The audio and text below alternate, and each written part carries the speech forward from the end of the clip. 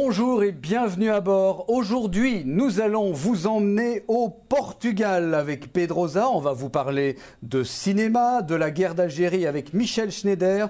Nous évoquerons les Ardennes avec Armel Job, Napoléon avec Jean d'Ormesson, le petit poilu à qui il arrive toujours des malheurs, mais ça finit bien, ainsi que nos amis Guy Goffet et Nicolas Ancion qui publient pour la jeunesse. Et nous commençons avec Philippe Roth, le plus prestigieux de tous les écrivains américain. Ce n'est pas moi qui vais vous dire le contraire parce que je l'adore depuis des années. Son nouveau roman se nomme Le Rabaissement. Il vient de paraître chez Gallimard et comme beaucoup de romans de Philippe Roth depuis quelques années, il parle de la vieillesse. Alors ça peut paraître déprimant. Et pourtant, on en redemande à chaque fois. Oui, c'est étonnant, comme ça. C'est comme ça. Je crois qu'on appelle ça le talent. Dans le cas de Philippe Roth, eh bien, ce n'est plus du talent, c'est du génie. Alors, de quoi cela parle? Ça parle d'un personnage qui s'appelle Simon Axcler. C'est un vieux comédien. Il est complètement fini. Il a d'ailleurs plus de public. Son agent est désespéré. Et puis, tout à coup, il se prend de revivre une passion, encore une passion sexuelle. On se dit que Philippe Roth nous emmène dans ce livre pour qu'il y ait une rédemption à la fin ou que ça finisse bien. Eh bien non, pas du tout. Ça finit mal, comme les précédents. Et pourtant, comme je vous l'ai dit, on en redemande. C'est le talent, c'est le génie. Et puis on se pose toujours cette question.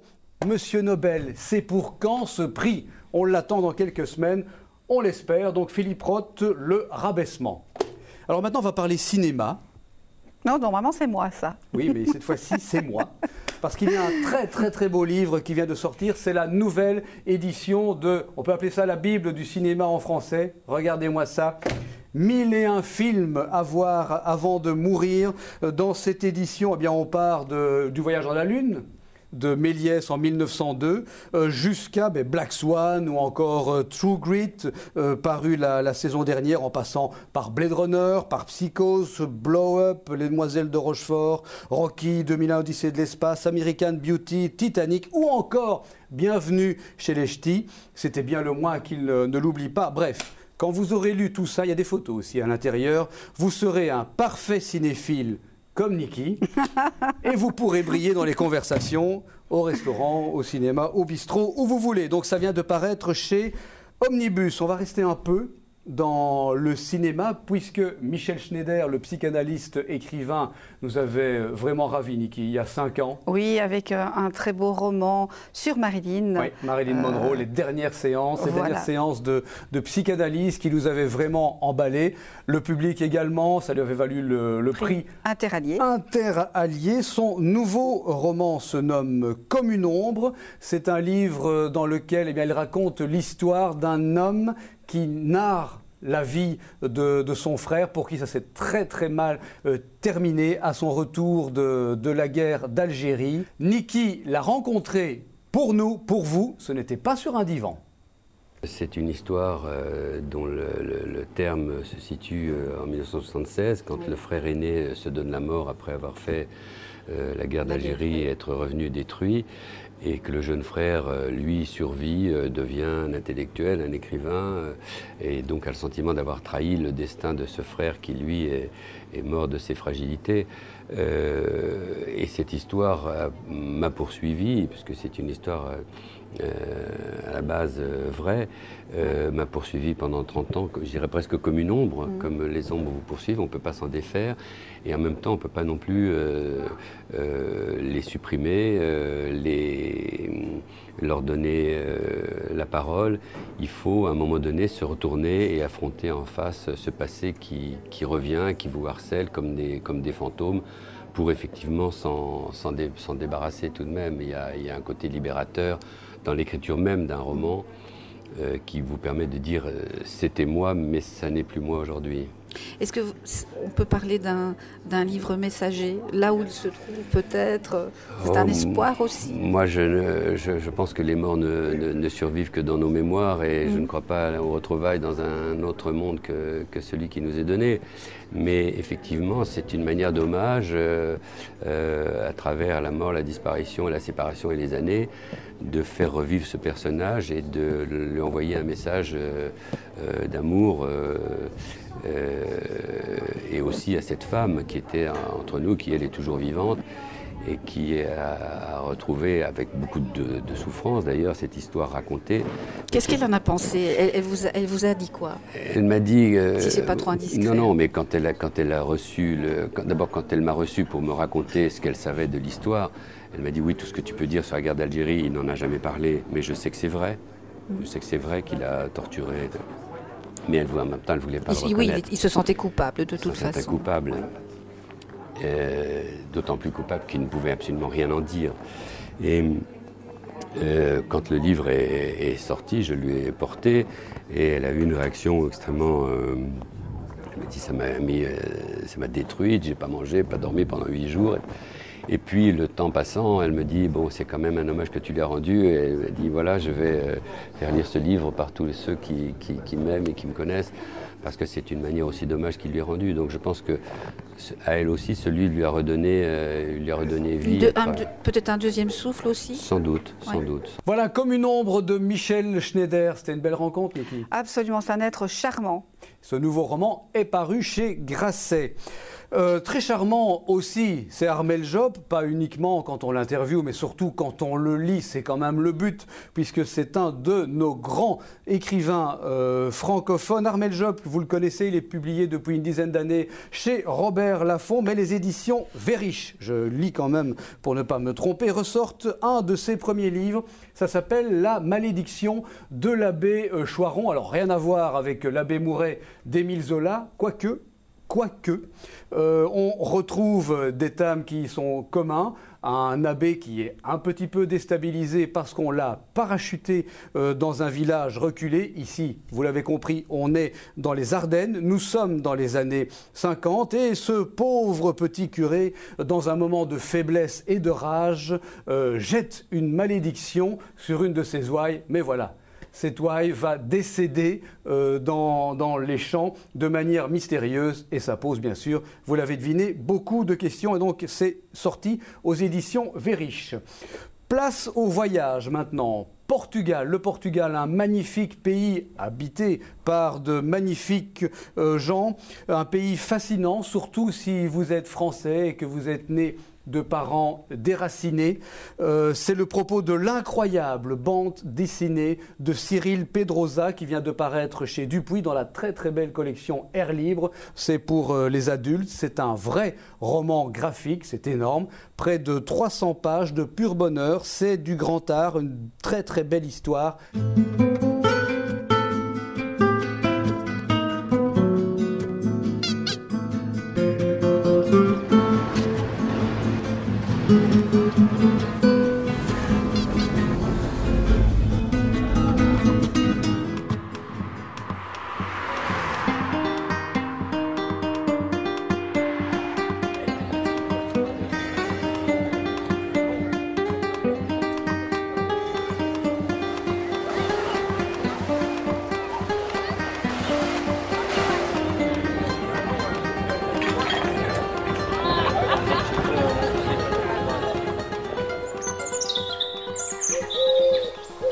Vous l'avez compris, c'est la bande dessinée de l'automne à ne pas manquer. Portugal de Cyril Pedrosa, c'est chez Dupuis dans la collection Air Libre. Oh, ben, tant qu'on est à parler de Monsieur Dupuis, Niki, on a des nouvelles du Petit Poilu?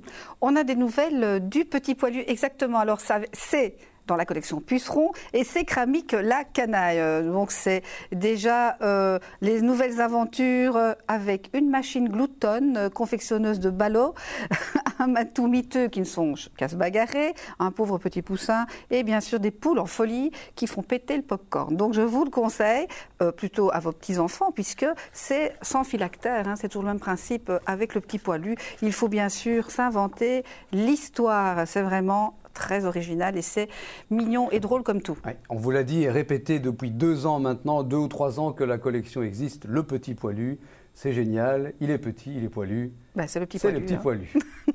Alors on continue. Si vous aimez aussi voyager, eh bien faites comme Edwin, même si c'est très loin. Eh bien dans la collection Kaléidoscope, ce petit oiseau va sortir de son nid, comme les hirondelles qui vont en Afrique, les oies qui partent en Asie ou les nuages qui vont quelque part. Eh bien lui va décider d'aller très très loin. C'est une très très belle histoire que ce petit noineau, donc paru à l'école des loisirs, mais dans la collection Kaléidoscope. On continue ? Mais oui. Alors, mon coup de cœur, c'est Benjamin Lacombe avec Rossignol, donc paru chez Seuil Jeunesse. Et donc, l'illustrateur, c'est Benjamin Lacombe. Tout le monde commence à le connaître. Et Sébastien Perret, c'est celui qui a écrit l'histoire. Alors, ce qui est marrant, ce que je ne savais pas, et j'en ai quand même appris, c'est que ce beau cartonnage s'appelle en réalité, je vous dis tout de suite, c'est la couverture au dos toilé et à faire chaud. Voilà, c'est vraiment un très très très beau livre, très soigné, etc. L'intérieur est magnifique puisque les illustrations de Benjamin Lacombe sont vraiment des petites merveilles. Et alors, c'est aussi, on retrouve Jacques Tati. Jacques Tati, c'est lui qui va être le superviseur, parce que l'histoire, c'est un petit garçon qui vit dans un petit pensionnat, et là on reconnaît bien sûr la silhouette de Jacques Tati, oui, de Monsieur Hulot. De Monsieur Hulot, et lui va un peu superviser. Et ce petit garçon, qu'est-ce qu'il va faire? Quelque chose de très original pour se faire reconnaître et être ami avec les autres. Il va arracher du papier peint et il va écrire des petits mots, et il va chaque fois ainsi, donc on voit ici les illustrations de Benjamin Lacombe, écrire des petits mots, et il va faire un petit portrait de ses camarades, et il va les éparpiller comme ça pour que ses camarades le suivent. Ce qui est intéressant aussi dans cet album, c'est que en plus, le petit garçon, c'est comme une marionnette qui apparaît à chaque fois. On ne le voit jamais dans les pleines pages, mais il faut ouvrir le petit volet pour apercevoir ce petit garçon, jusqu'à la fin bien sûr, où il va se faire reconnaître et devenir ami avec les autres. La morale de cette histoire, c'est que nous sommes parfois invisibles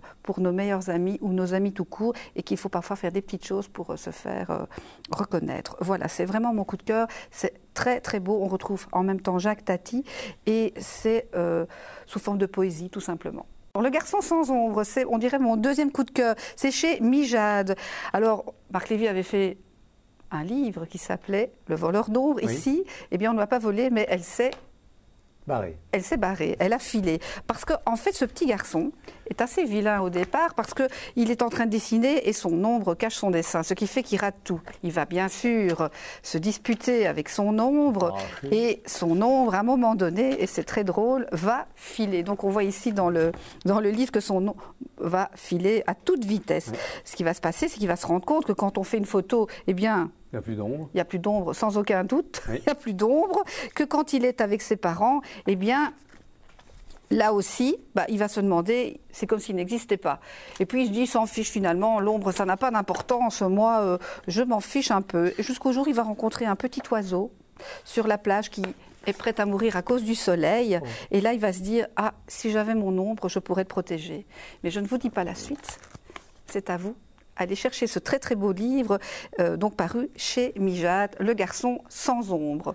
On continue avec le fabuleux voyage de Ferdinand. Là aussi c'est très très joli. Et là c'est Nicolas Ancion qui est un auteur belge oui, qui vit en France, bien sûr, qui lui a décidé d'écrire une histoire assez drôle aussi et pleine de sensibilité. Et c'est Ferdinand qui aime bien d'aller à l'école et de faire son petit parcours, parce que chaque fois, donc, de nouveau des volets.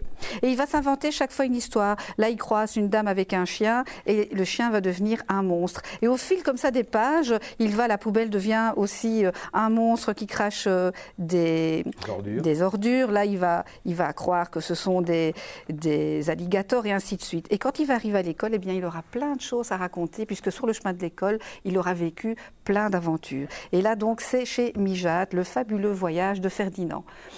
De nouveau chez Mijade, et ça, on n'en dira pas beaucoup, parce que c'est vraiment un livre à découvrir. C'est Je suis un extraterrestre. Oui, ça, on savait. Voilà. Oui. Et là, c'est une famille d'extraterrestres qui va arriver sur Terre parce que leur soucoupe tombe en panne. Ils vont s'installer pour la réparer dans une maison abandonnée. Seulement, le problème, c'est qu'ils vont prendre goût à vivre sur la Terre.